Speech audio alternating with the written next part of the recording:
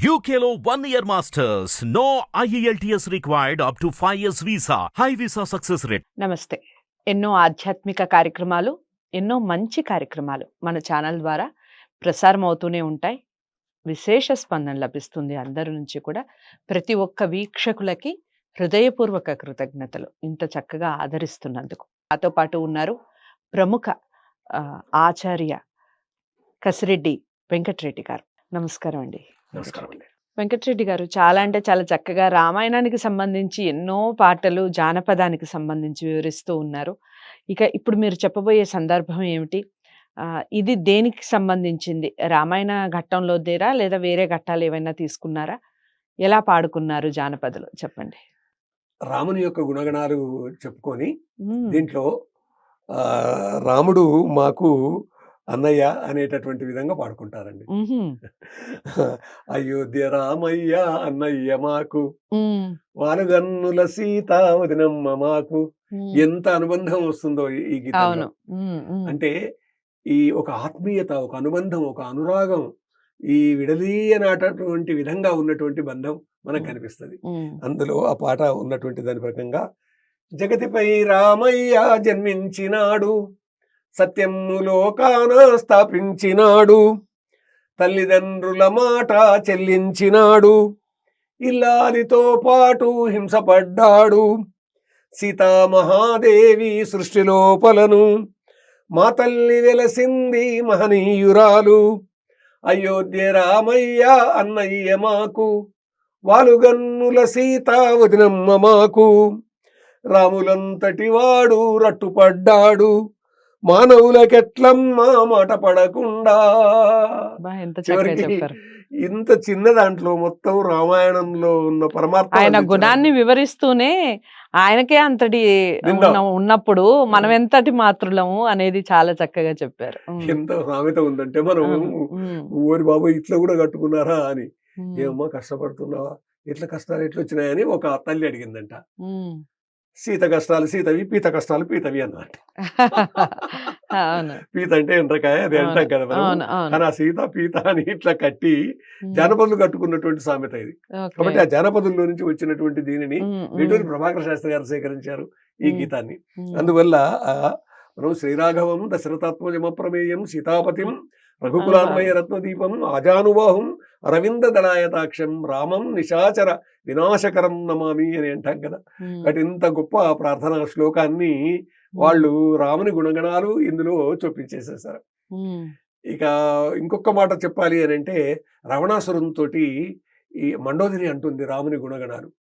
రామున్ పుణ్య గుణాభిరాము త్రజగద్రక్షైక దీక్షాగురున్ సామాన్యక్షితి నాతుగా దలచి తత్సామర్థ్యం ఊహింపక ఆ భూమిశాగ్రని దేవి పూతవ్రతన్ నీ కులక్షేమంబుల్లని భంగి తెచ్చితి ప్రభుశ్రీ నింత గర్హింతురే అంటుంది భాస్కర రామాయణంలో ఉంటుంది. ఎంత గొప్పగా అంటుంది అని అంటే, నీ కులనాశనానికి తెచ్చుకున్నావు సీతమ్మ వారిని అనేటటువంటి విధంగా. అంతే కదా. ఇందులో ఒక తమాషా కూడా ఉందండి ఒకటి. అప్పటిదాకా రావణుడు చాలా గొప్ప రాజుగా కీర్తింపబడ్డాడు, రావణుడిని అసలు విమర్శించిన వాళ్ళు లేరు. అలాంటిది ఒక సీతమ్మని అపహరించటం వలన రావణుడు రాక్షసుడు అయ్యాడు. ఇంతటి పాపాన్ని మూటగట్టుకున్నాడు. అవునండి. పుంజిక స్థల శాపం ఇచ్చింది, అవునవును, ధాన్యమాలిని శాపం ఇచ్చింది. రంభ నీవు ఎవరిని బలవంతం చేసినా నీ తల 1000 చెక్కలవుతుందని శాపం ఇచ్చిందండి.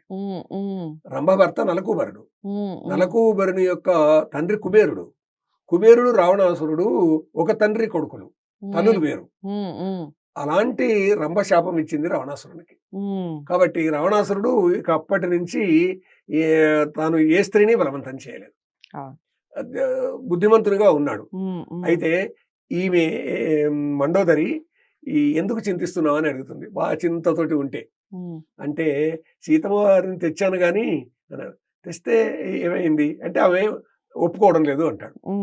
రాముని వేషం వేసుకొని పోంటుంది. ఇది ఉత్తర భారతంలో ఉన్న జానపదుల కథ. అంటే ఆ పని ఇప్పటికే చేశాను అంటాడు. అయితే ఏమైంది అంటుంది మండోదరి.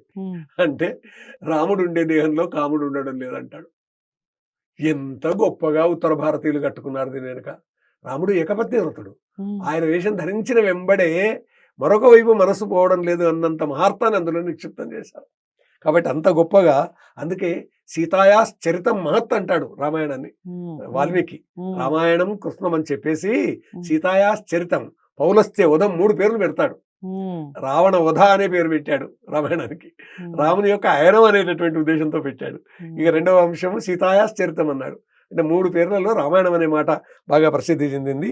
అయితే జగతిపై రామయ్య జన్మించినాడు, సత్యము లోకాన స్థాపించినాడు, సత్యవాక్పాలకుడు. ఇందులో ఉన్న జ్ఞానం ఇదేనండి జానపదంలో.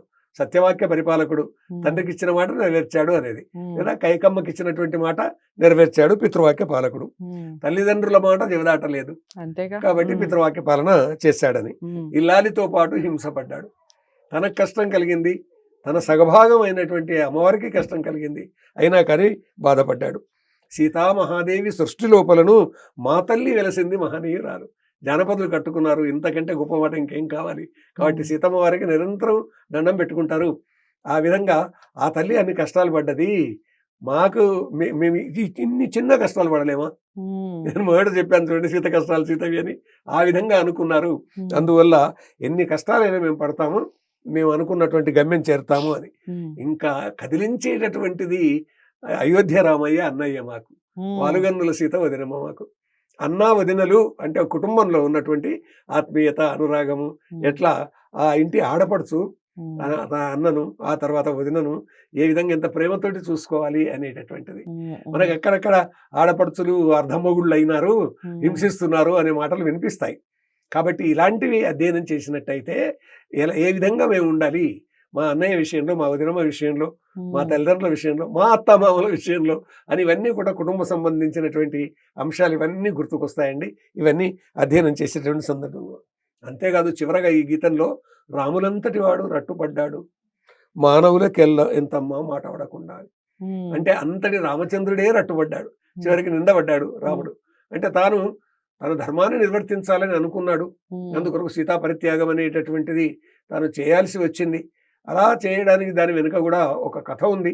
ఇంకొక విషయం ఇక్కడ మనం గమనించినట్టయితే, సీత పూర్ణ గర్భవతి. రాముడు ఒకవేళ పరిత్యజించినా కానీ ఆమె వాల్మీకి ఆశ్రమానికి చేరింది. వాల్మీకి తీసుకొని వెళ్ళాడు. తన కొడుకులను రామునంతటి వాళ్ళుగా పెంచిందండి, రాముడు లేకున్నా. కాబట్టి ఈ మనకిచ్చేటటువంటి సందేశం ఎట్లాంటిది? ఏ కారణంగా కానీ భర్త తోడు లేకున్నా నీ కలిగేటటువంటి సంతానాన్ని నీవు వాళ్ళని తీర్చిదిద్దవలసినటువంటి అవసరం ఉంది అని. ఇది ఇందులో ఉన్నటువంటి సీతామహాదేవి గొప్ప తల్లి అనేటటువంటి మాట వెనుక ఉన్న పరమార్థం అని. చాలా అంటే చాలా చక్కగా చెప్పారు. అన్నిటి వెనకాల ఏదో ఒక పరమార్థం అనేది ఉంటుంది ప్రతి పాట వెనకాల. కానీ ఇందులో మనం గమనించాల్సింది ఒక విషయం ఏమిటి అంటే, అంతటి దేవుడిగా మన చేత పూజింపబడినటువంటి ఆ మహా మనిషికే, ఆ మహా భగవంతుడిగా పేరెన్నిక గన్న రాముడికే తప్పలేదు కష్టాలు. మానవ మాత్రులం మనమెంత అన్న ఆ చిన్న పదం చాలండి నిజంగా.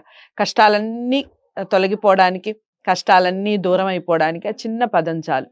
భగవంతుడికే తప్పలేదు, మనం ఎంత అసలు ఒక చిన్న నీటి బిందువుతో కూడా సమానం కాదనుకుంటాను. అంతటి వాళ్ళం, అంతటి మహా వ్యక్తికే తప్పలేదు అంటే. ఈ తత్వాన్ని ప్రతి ఒక్కళ్ళకి చేరాలి అంటే మనం చేయాల్సింది ముందుగా ఇలాంటి విషయాలు పిల్లలకి నేర్పించడం, ముఖ్యంగా అందరికీ చేరవేయటం. జానపదం యొక్క గొప్పతనాన్ని ప్రతి ఒక్కళ్ళు ప్రతి ఇంట్లో తెలుసుకోవాలి. తెలుసుకోవాలి అంటే ఇలాంటి వీడియోస్ని లైక్ చేసి షేర్ చేయండి, ఛానల్ని సబ్స్క్రైబ్ చేసుకోండి. మరో మంచి జానపదంతో మళ్ళీ మీ ముందుకు వస్తాను. నమస్తే.